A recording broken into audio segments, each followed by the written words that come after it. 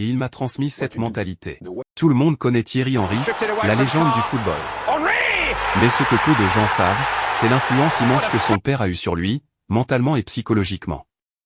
Découvrons ensemble cette facette méconnue de sa réussite. L'objectif de la vidéo se trouve à sa fin. Nous allons vous donner plein de conseils et de motivations que le père de Henry lui donnait. Quand le football est-il devenu plus qu'une passion pour toi? Tout d'abord, avant de partager mon histoire, je tiens à dire que je me sens très humblé, d'une certaine manière, privilégié. Je n'ai pas vécu ce que toi, tu as vécu, mais nous avons chacun notre histoire, nos démons à affronter et des obstacles à surmonter. Ton histoire est incroyable, vraiment. Je vais essayer d'expliquer la mienne et la partager avec vous. Si je me sens humble, c'est parce que bien que ce ne soit pas la même bataille, c'en est une tout de même. Pour moi, c'était un combat mental, une lutte contre moi-même. La chose la plus difficile que j'ai eu à faire dans ma vie? Faire sourire mon père. Ai-je réussi? Oui, mais bien plus tard.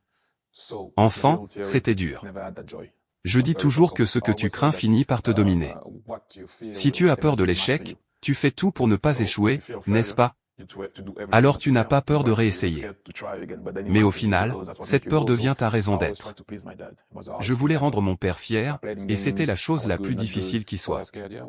À chaque match, que je sois bon ou pas, j'avais peur. Je ne vais pas mentir. En tant que footballeur, on prétend souvent n'avoir ni peur ni douleur, parce que c'est l'image qu'on veut projeter.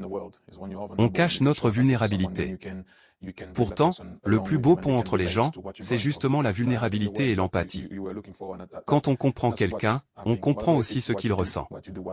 Pendant longtemps, j'ai cru que l'objectif était de gagner des titres.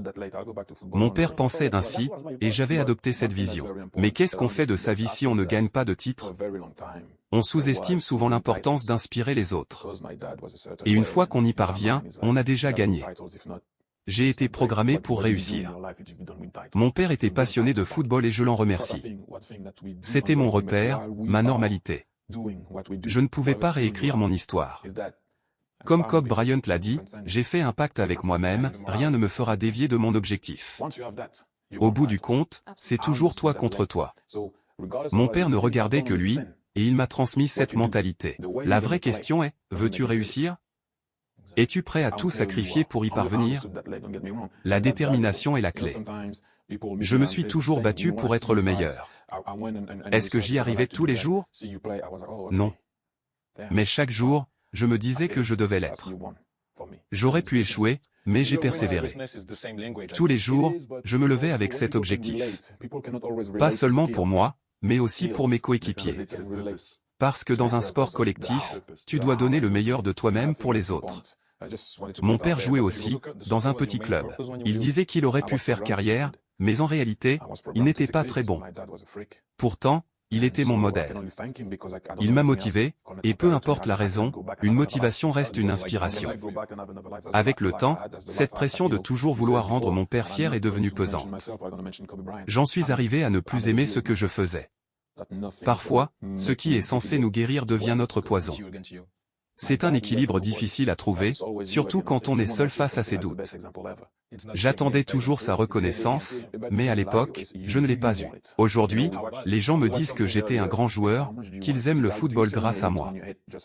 Mais le petit Thierry attend encore d'entendre ces mots de la bouche de son père.